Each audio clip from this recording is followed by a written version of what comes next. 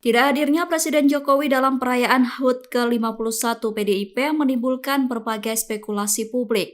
Peneliti utama politik Badan Riset dan Inovasi Nasional Siti Zuhro menilai ketidakhadiran Jokowi itu menegaskan lunturnya ikatan dengan PDIP. Pernyataan itu disampaikan Siti pada Rabu 10 Januari 2024.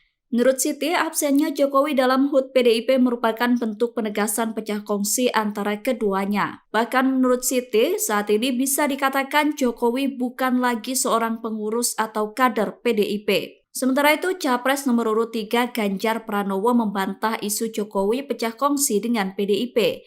Ganjar menegaskan jika tidak hadirnya Jokowi karena yang bersangkutan sedang melakukan tugas di luar negeri. Ganjar meminta kondisi tersebut tidak dipersoalkan, terkecuali jika Presiden Jokowi berada di Indonesia, maka wajar jika isu menguat. Dalam kesempatan itu, Ganjar juga turut menyoroti soal netralitas. Menurut Ganjar, Jokowi sebagai Presiden Republik Indonesia akan tetap netral dalam pemilu 2024. Download Tribun X sekarang, menghadirkan lokal menjadi Indonesia.